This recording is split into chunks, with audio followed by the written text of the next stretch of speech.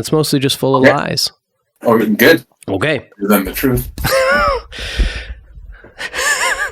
This interview is brought to you by Single Ply Toilet Paper. If you like a little shit on your fingers, try Single Ply. In the late 1960s, a professional skateboarder was grinding the absolute shit out of the lining of an empty pool somewhere in Regina, Saskatchewan. She didn't give a fuck about your pool, or anything really. When she wasn't skateboarding, she was banging her head to the fastest, heaviest tunes she could find, and smoking darts with the Wishmaster from the Wishmaster movie franchise. Now, if you're familiar with the Wishmaster at all, you'll know he's a sneaky old djinn with truly wicked motives. However, he had taken a real shining to this woman, and offered her a single wish with no strings attached, not even death. She jumped at the opportunity and wished for an evil little son with a six-pack of abs who loved banging his head and causing pure chaos. He is our guest today, another seed of the Wishmaster, bassist of Propagandhi, and all-around sickhead, Mr. Todd Kowalski. How the heck are you, buddy? Good. Some people call me Blackie Lawless. It's good to see you, man. Yeah, you too. You guys are looking good there. Hair's holding up nicely. Yeah, it's just for now. I actually shaved my head during the pandemic, and I had a horseshoe of like thinner hair. I've been growing it out ever since. Yeah, me too. Yeah. So, I wanted to have you on the podcast because I think there's a secret, very funny side to Propagandhi. You guys deal with a lot of serious fucking issues, obviously, but like there's jokes in the live show big time. It's like a funny kind of live show, and there's little jokes in the songs as well. And I fucking love that about you guys. I hate bands that take themselves way too seriously. I like when a very serious band doesn't take themselves too seriously. And I want to know, like, is that a conscious effort? I don't think so. I think it's just I think we're just those kind of people that can't really take ourselves seriously, you know. The other day I was watching like this documentary about Mayhem, the Norwegian band. Mm-hmm. Like they had for a while these two kids who couldn't be serious, and they showed the band photos with like them all, like two guys trying to look really cool, and then the other two kids like just smiling and shit. And I was like, you know what I mean? Like I was kind of like, yeah, I like those guys, you know. I mean, I get how that doesn't like suit Mayhem, but I like it better. Yeah, it's funny. Yeah. Yeah, there's something about bands that. There's a lot of sort of bands have like now a brand about them. Everybody's like, you see like a lot more painted faces these days, a lot more like masks and weird things that bands are doing to sort of make themselves stand out, and a lot in like the metal scene. And what I really like is like dudes in shorts playing metal. Shorts and t-shirts, like playing metal or playing punk rock, and like, you know what I mean? Like, I don't need a whole stage production. I just want to see dudes who are really good at their instruments playing really great songs. And yeah, that's kind of eliminates us. Yeah. Well, I don't know about that. But heavy metal is like so silly to begin with. I just wish it was a little more self-aware. You know what I mean? Yeah, I'm kind of like half and half because like for some reason the metal bands I like the best are like ones that are 100% serious about it, like Sacrifice, Crizzy, and like for metal I like kind of lean that way almost. Like I like when people are so into something there's no irony or joke about it, you know? Yeah. Okay. Sort of. Like I can't think of like too many funny metal bands I like, you know. Well, there aren't any funny metal bands. I mean, like there's lots of funny metal bands, but they're not in on the joke. You know what I mean? Right. Yeah. Like Manowar is fucking hilarious.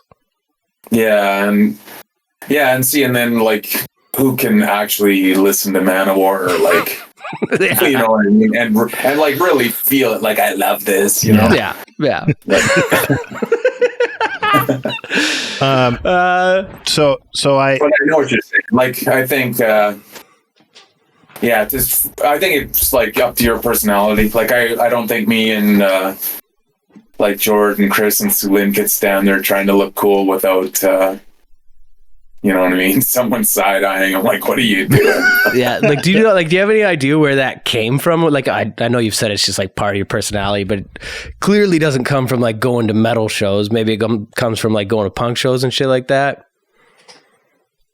Yeah. Or even like just outside of punk, you know, just the kind of kid you are, you know. I think probably all of us just liked laughing at shit, you know, just being a fucking human being. Yeah. My dad was kind of like so ridiculous. He, you know what I mean? He just kind of had me just laughing since I was a kid, and that's just sort of what I like, I think.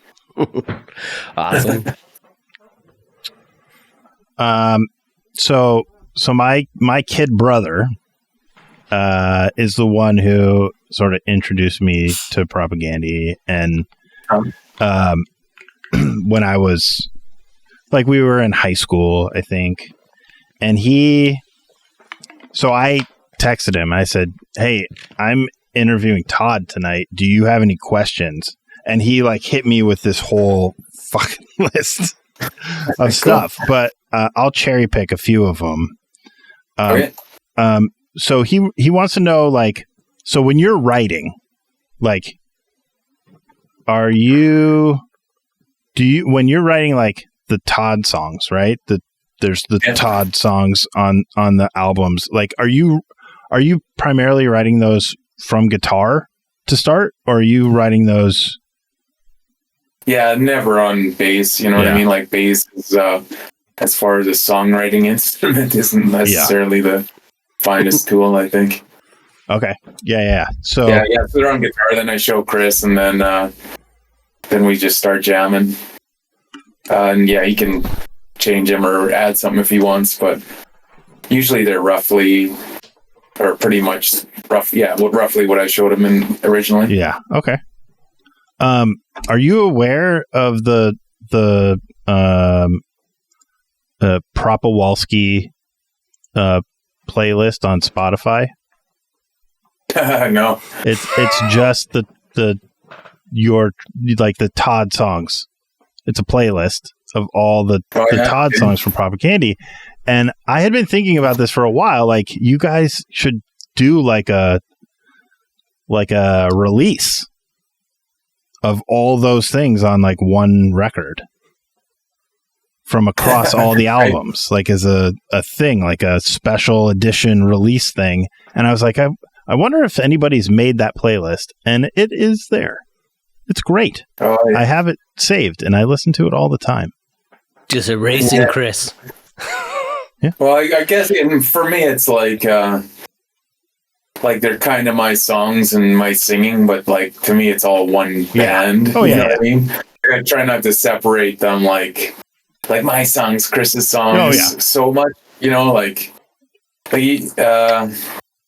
just try to just be into it all, and like whatever. I made this one, he made that one. Like, I actually don't even care who made a song, you know, like if even outside my band, like if Rhodey here writes a good song, like it doesn't really matter that it's not me who did it, you know, as long as the song exists and it's cool, you know. Well, that's geez. Cool. Don't let Rhodey hear that. Yeah, no, don't let me. But I was, I thought when I had thought of this that it was the most original fucking thought that I'd ever heard of. And then I listened to that podcast about you guys a couple times, and every guest they have on it has this exact same thought.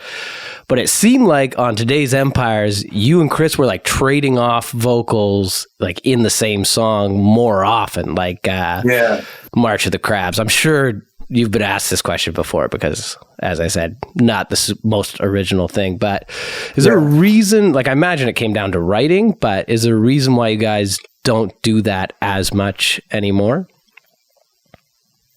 Not really. I think it's a lot of it is just like the difference in between me and Chris's voice. Like it almost, or I don't know, like maybe it's kind of like partly you have your song and you're like trying to work it and make it all work out for yourself. Yeah. And by the time it works out, like if it works out, it's like why make the other guy sing too, you know, or something? Yeah. Yeah. Like in Chris's case of his songs, it's more like he has a higher register than me or whatever. Mm-hmm. So it's almost like if I was to sing like in the same song, it might sound a little too different, you know? Yeah. Like when he's like in my song, like March of the Crabs, like I made the song and then like it was like just almost just a little too high for me. I realized at the end, I'm like, oh, why don't you do that? You know what I mean? Oh, okay. And then I probably should have let him sing more songs or change the key, you know? But I didn't, you know what I mean? Like probably what I might do. I had assumed that you guys had written that one maybe together, and that's why there was more trade-off vocals, and then sort of wrote separate songs. There was a little more like writing into each other's songs then, like not really for any reason. Like I don't think any of us are like you can't write a riff. You know what I mean? I think it's just kind of the other. I think if we just show up with such a song, it's like what? Like there's already like 20 riffs. What am I going to add another riff? You know? Yeah. You know what I mean? Like it's kind of like that. So like maybe like we'll just stand there and like, especially now, like we're more open to just like. I think we're having fun just standing there trying like a million versions of riffs, you know, just recording them and checking them out like we get home, you know, like Yeah. It's been really enjoyable actually. Like we just go there and just keep trying different shit. And So you guys are writing right now? Yeah, it's going really fun. I think probably more fun than bands always say that. It's more fun now than ever. But It's the best record we've ever done, yeah. But I think we're having a really good time. Fuck, that's like good. We're kind of like we even are going on, you know, it's like Saturday sometimes. Like let's go on Saturday so we can do another one. Like excited to do it. That's funny. Yeah. Did the pandemic change it like that for you guys? Like how much time did you have to spend apart? Like, you know what I mean? Like, did you guys have to really kind of, everybody sort of went to their own corners during the pandemic and worked on their own thing?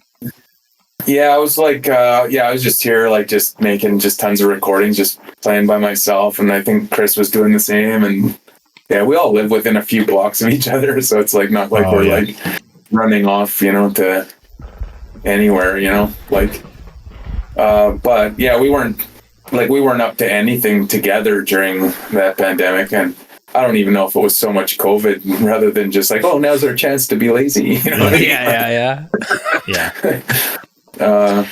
So yeah, I don't know. We're kind of like try not to like,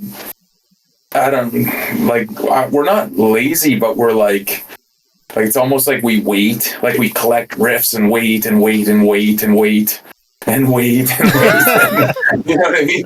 For no real reason, you know? Yeah. But it's like me and Chris were both playing every day, making riffs, and I don't know what we're waiting for, you know? And just we're waiting for each other to say, let's jam, but at the same time, we're like waiting for the right time, you know? We're like, okay, now we're ready.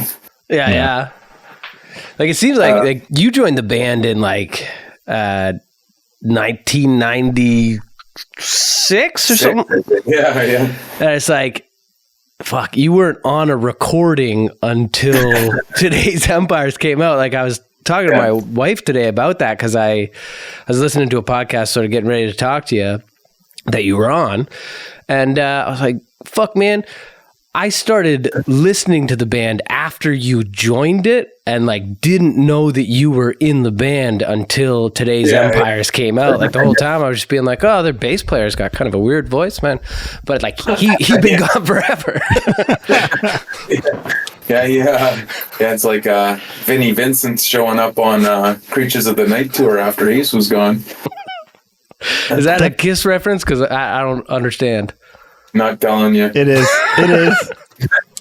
Because, so Todd, a weird thing, Kiss related, their current guitar player, Tommy Thayer, is a family friend of ours. Oh, right. Cool, man. Yeah. So that's pretty cool. Yeah. Yeah. Well, tell him Propagandhi says hi, Kiss. We'll do. We'll I tell him, sure do that. I think if you do tell him, if he's no, you don't have to tell him. It won't mean anything. But when I saw Kiss not too long ago in Fargo, I stood in front of his amp and his playing. He's fucking awesome, man. Yeah, he's really good. He had some flack, obviously, like Kiss fans are always gonna always. It's always best with the original guy, but man. Like if I had to stand in front of that amp listening to those licks, I'd way rather stand in front of him than Ace at this point, Yep. Yeah, he's a super good dude. He's so nice and just down to earth.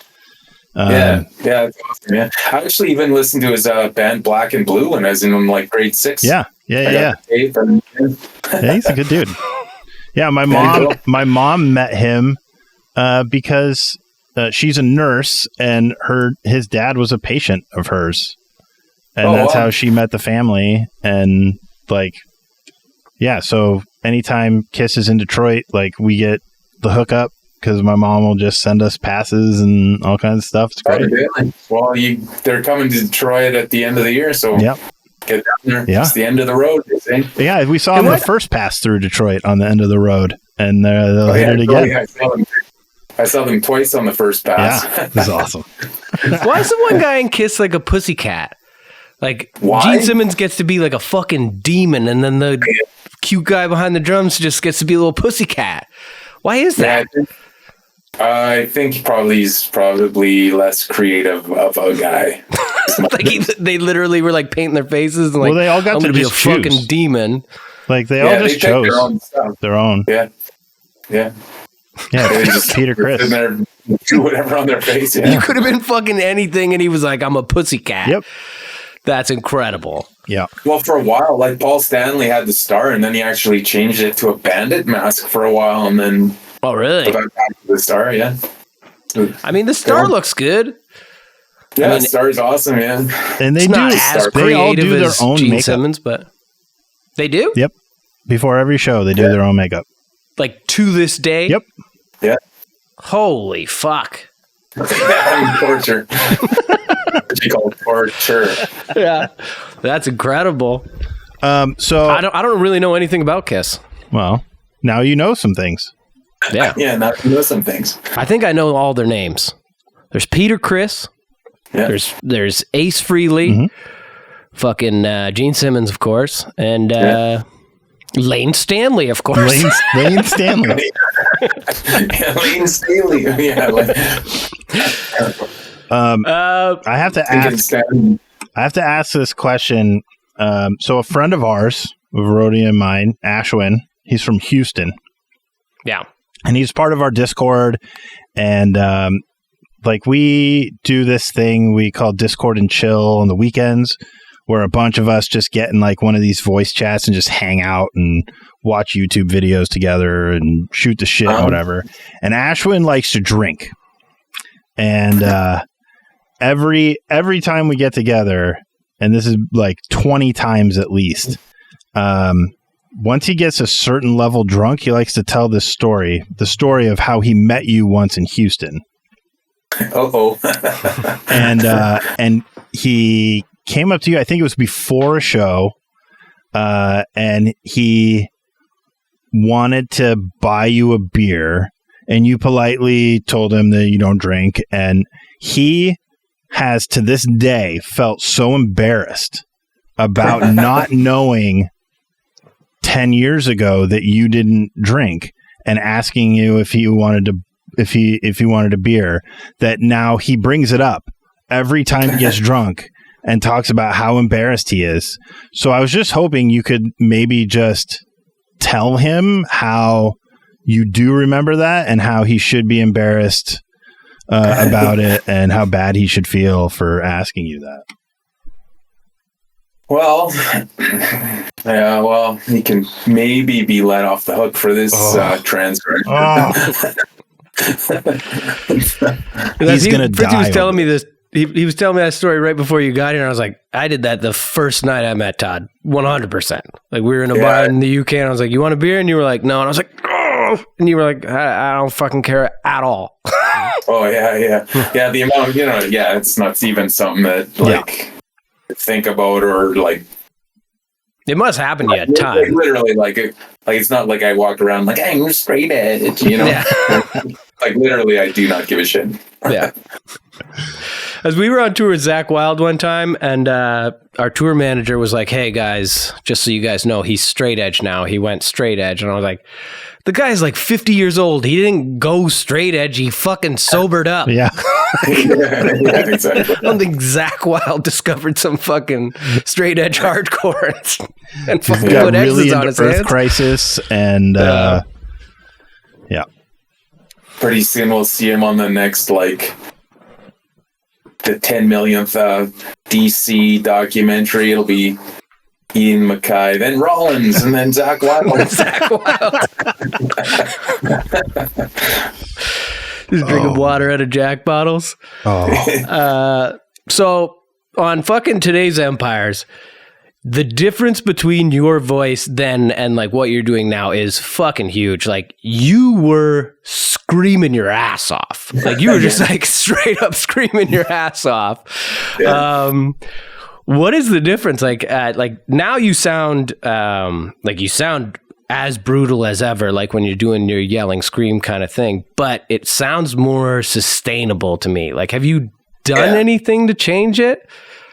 Yeah, totally. Yeah, I kind of burnt my voice out, and then I went to the doctor, and they just suggested I go to this vocal coach. I just started doing singing lessons and just kept at it.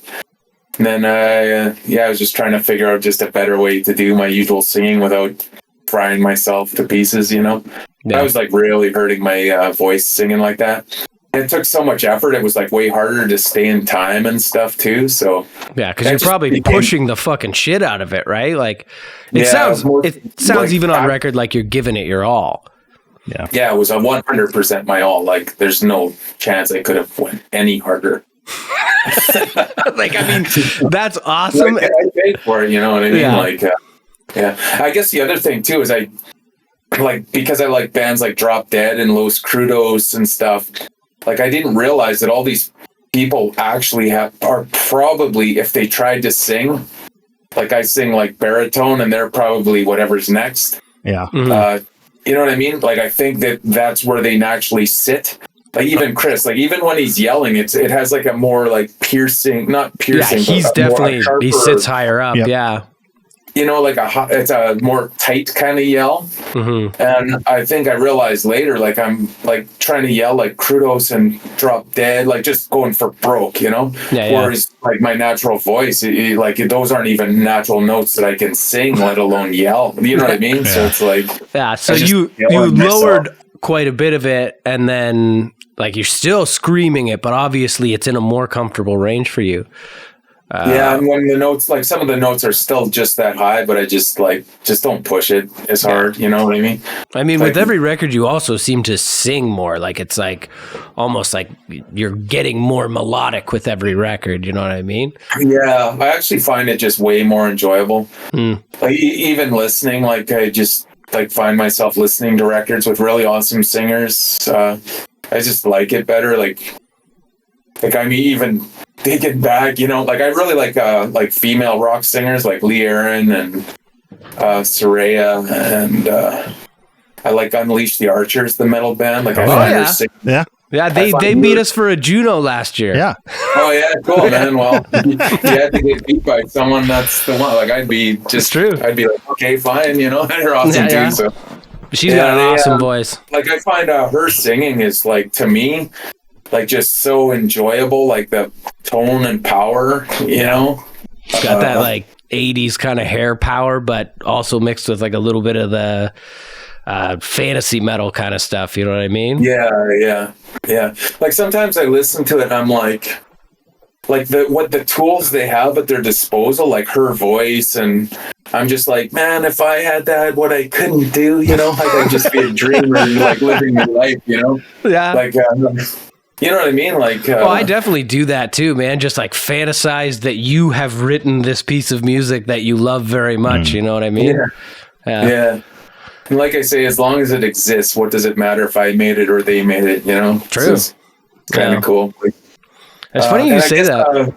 I'm really into the band Catatonia too, because the singer is a baritone, and he at one point, they were like a black metal band, and like the singer did the same thing. He tried to go as hard as he could, fucked up his voice. Mm-hmm. He couldn't even sing on the second record, like he just played bass or something. And then he came back the third record, and he could just sing. And he realized too that like he's baritone too. He never sings high ever.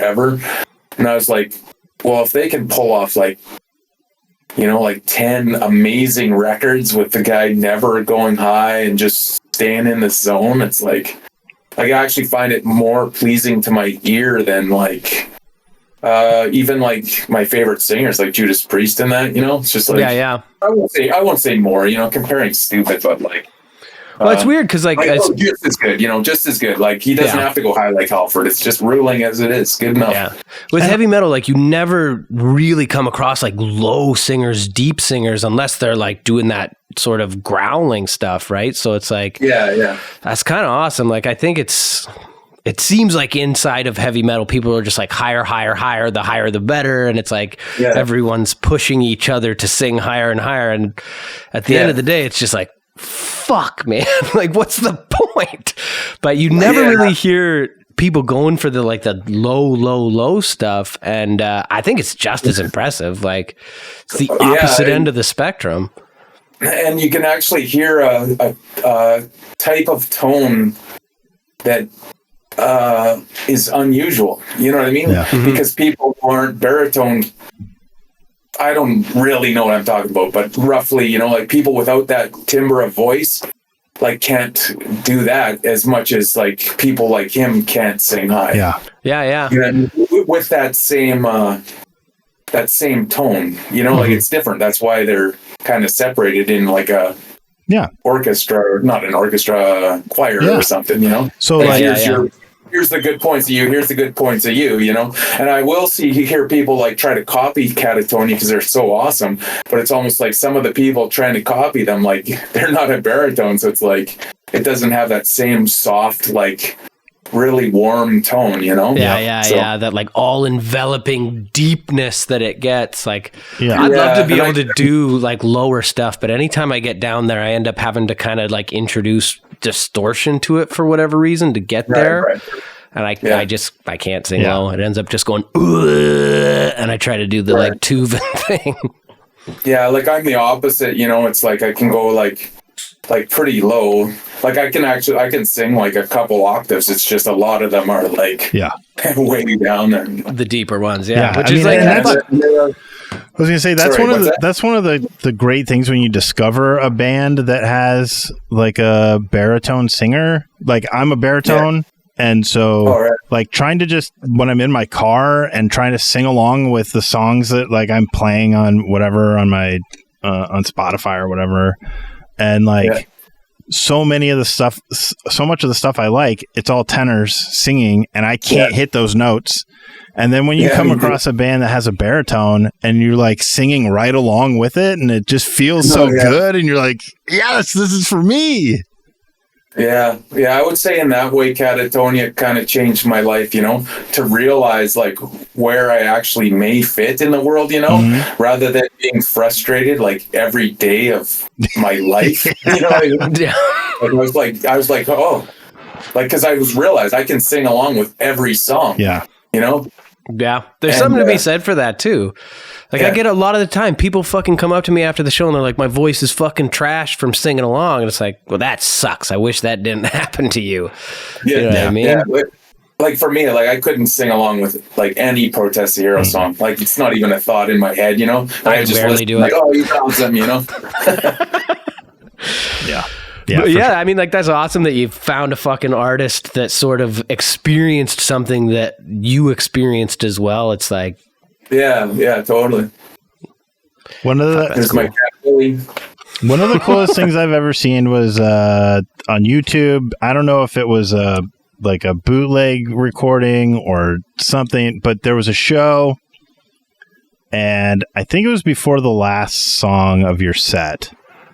that like your amp died or your bass died, and the rest of the band just played, and you just were like the ultimate hype man because there was nothing, you couldn't do anything, and you were just like running around on stage, like hyping up the crowd, and it was the coolest moment.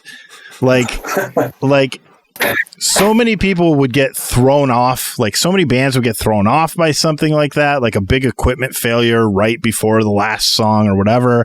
And you guys just were like so smooth and like you knew the exact right thing to do. And I just remember seeing that and going, yes, this is fucking badass. This is so cool. Good, yeah. Yeah, I wonder if that was in Manchester. I remember that happening there. Like this punk fest or something. Yeah, it happened. It used to happen like before I was in Propagandhi. I was in this other band, and we would like I was still using the same guitar I played from like grade 6 for some reason. So the strings would break almost every show. So like we had 2 guitar players. So we were just like, as soon as my string breaks, I go to like singer instead of guitar. Like it was like literally half the shows I would end up like not playing guitar. So you got like a long history of fucking dealing with that kind of fucking chaos. Yeah. It's just like, I don't know. Like I've always felt like I was more naive and dumb than most people, you know, like going on tour with an amp like this big and the same guitar you played in grade 6, you know, just like sometimes I look back at the photos, I'm like, what the hell, man? Like, no, that kind of segues into, this isn't a question. You just told me about this one time and I fucking love it. And if you don't want it on the podcast, we'll cut it right out. But you told me about one of your very early shows where you went out with red sweatpants on and just pissed your pants immediately at the start of the fucking set. Yeah, no one noticed. That's right. Yeah. I think about that a lot because that's fucking hilarious. Like, you would have had to spend the rest of the set with just pissy pants. Yeah, I remember saying in the mic, like, piss myself. Just so you guys noticed. Yeah. That was one of the most fun shows I ever played in my life. That was me, Chris, and then James from I Spy, the drummer. It was like me on bass, Chris on guitar. That was before I was in Propagandhi. Yeah, it was fun. So was that Propagandhi or was that just like a different? We were called Last Man on Earth at the time. Oh, okay. And yeah, it was fun because like there was this big brawl started, and I remember like I was in the crowd like just like punching people, and like at some point like I was on the ground and people were stomping on me, but then like somehow I got up and I was stomping on someone else. It was like so crazy. I was like, I like somehow at some point, and I had a toilet seat wrapped around my neck, so when I fell, it like I almost broke my neck.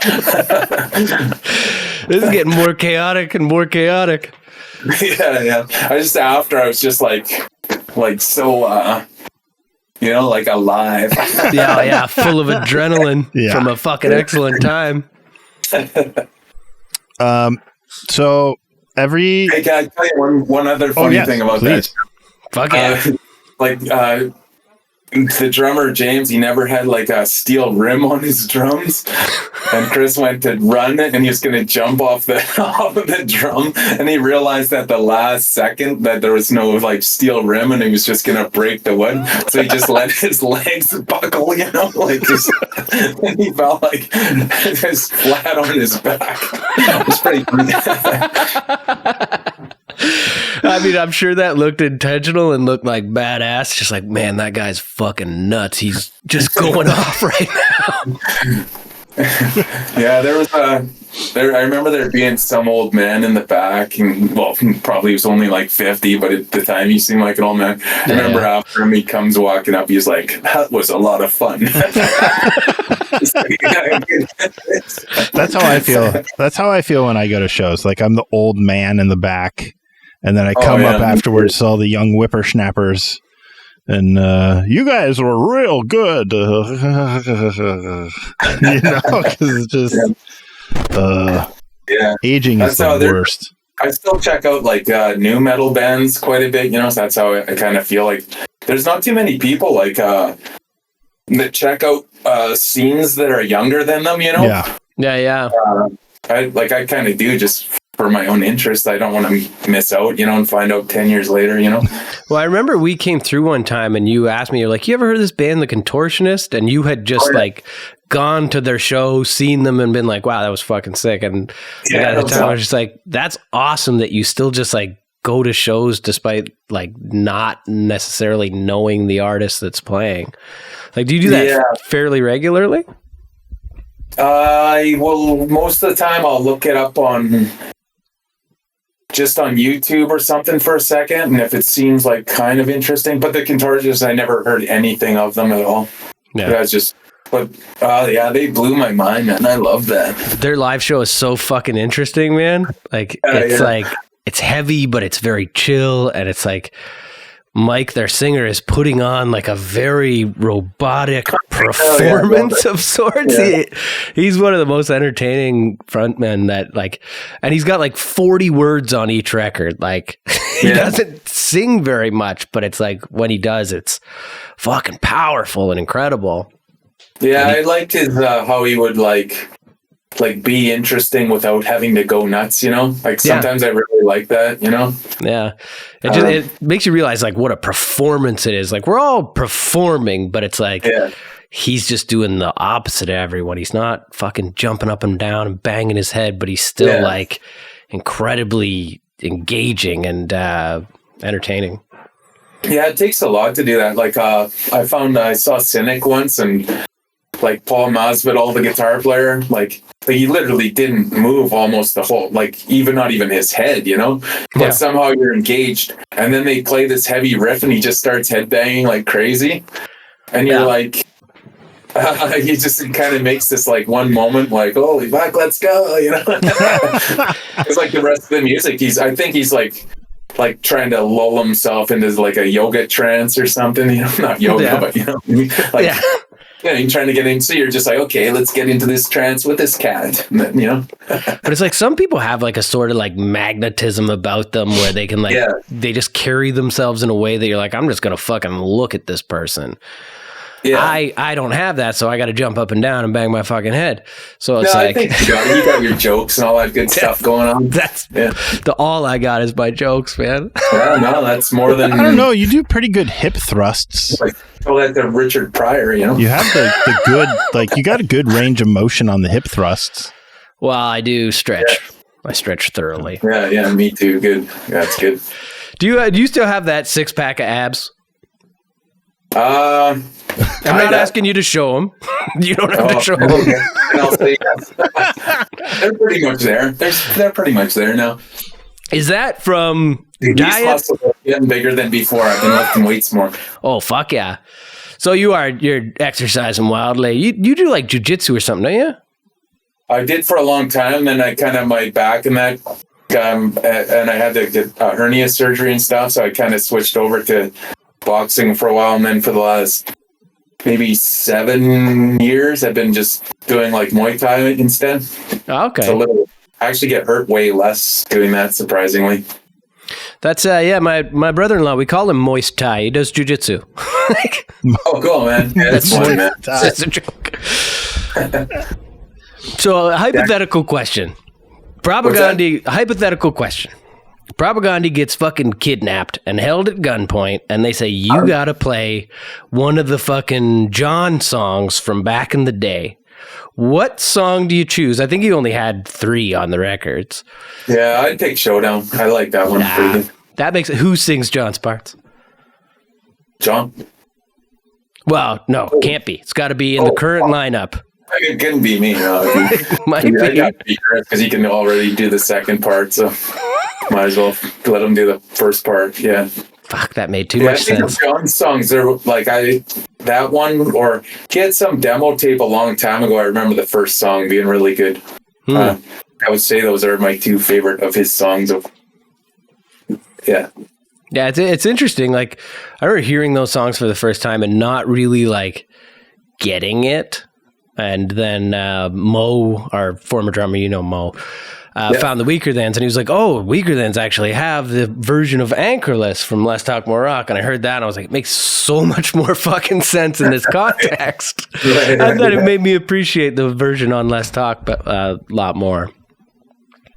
Yeah, I think it's the thing where, like, in the Weaker Thans, like, it's played probably more naturally, you know, like rather than having Chris and George trying to heavy it up. Yeah, you know what I mean? Like, I think it was meant to be something else, probably. Like, I'm not speaking for John, but you know what I mean? Yeah, it's I'm like, sure. I think he gravitates towards that kind of music. So, like, I assume that, like, that's more what he hoped to. So it probably sounds more natural, is my guess. Mm-hmm. Mm-hmm. You know what I mean? Like, it'd be like me trying to make heavy songs, and then these people just keep trying to, like, lighten them up, or, you know, or, like, make them more radio friendly or something. You know? Fuck, that's funny. John's been out of the band forever. Are you sick of answering questions about him? Like, do you have to answer questions about him still outside of this? I don't mind, you know what I mean? Like, it's not like I'm being interviewed every day of my life, you know? Like, fair I enough. like him, you know what I mean? I don't see him around or anything, but yeah, I got no problem talking about him. Yeah, he's a nice guy. We can change that if you want. Do you want to be interviewed every day of your life? Because we could do that. Rhodey tells me all the time that all he wants to do is podcast 24 hours a day. That's so we true. would need a lot of guests to make that happen. I want to abandon my family. Yeah. Yeah, well, you can join a bunch of KISS podcasters in abandoning their families for their podcasts. Yeah, there you go. I think that's pretty common amongst podcast communities, is to completely abandon your family. Yeah, I was listening to one. The guy's a lawyer. I was like, I'd hate this guy to be my lawyer, considering he's like running 20 KISS podcast platforms and a Patreon, and, like, you know what I mean? Anytime there's KISS news, he's on there making sure he doesn't miss this one. I'm like, when is this guy being a lawyer? You know? I love That's that he's what I got to wonder. have a I wonder that Patreon. about It's like, you're a Rhodey. fucking lawyer, dude. Like, sure.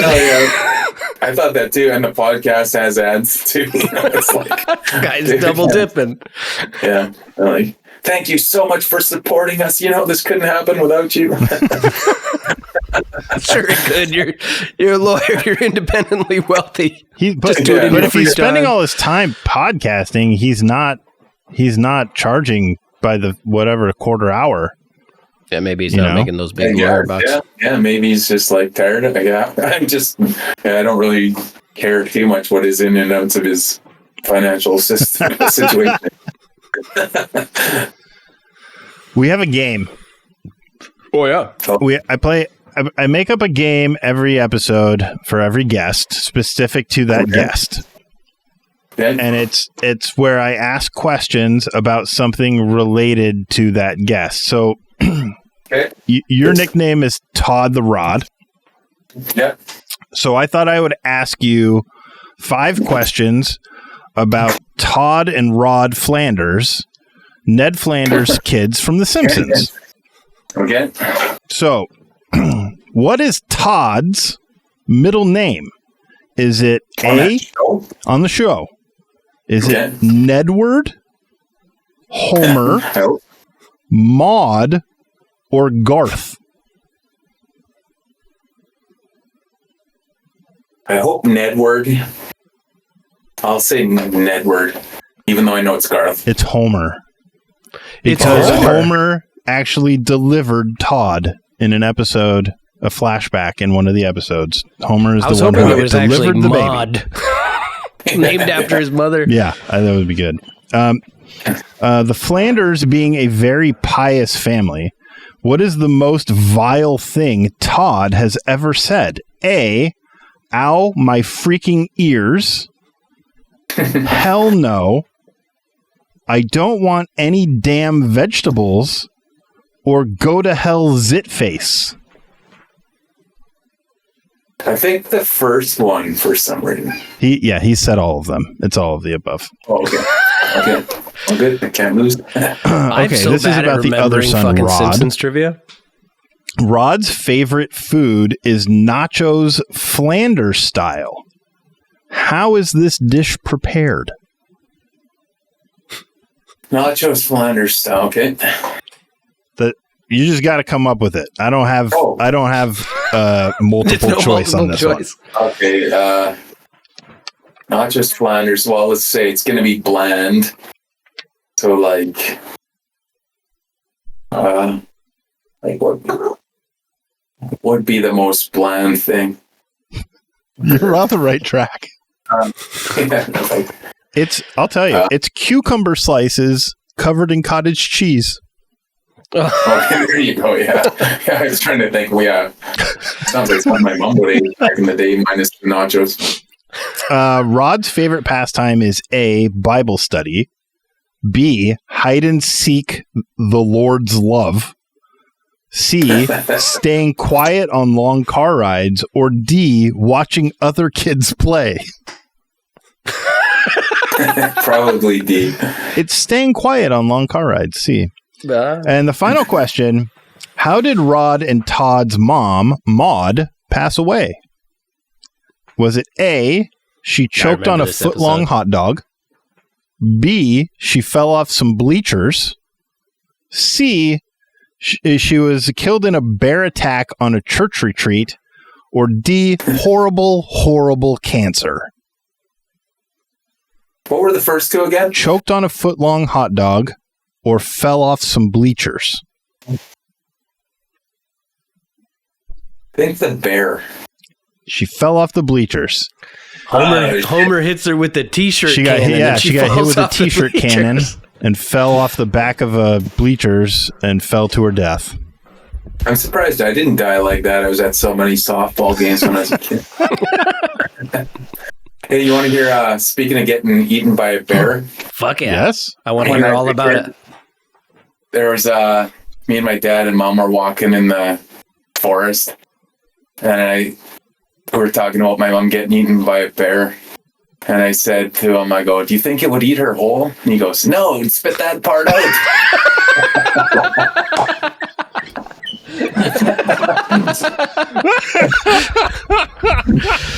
Yes. So every week we do presents for one another. Yeah.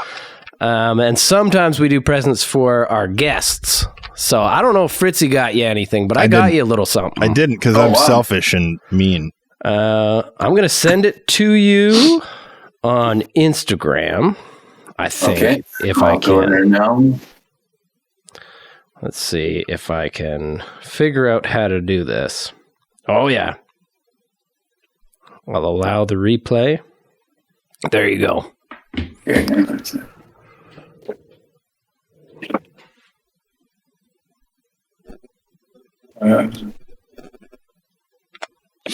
on here.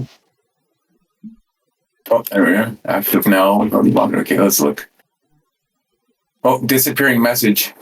Oh, it's a disappearing message? I have to go on an app. Hang on. You guys got time for a second? Oh, yeah. Yeah. We got all the time in the world. Oh, you've sent me something, have you, Fritzy? I sent you your gift. Your camera's being a little wonky, by I know. the way. I don't understand what's going on with it. I mean, it's pretty cool. It's pretty metal. Okay. Yeah. Let's see here.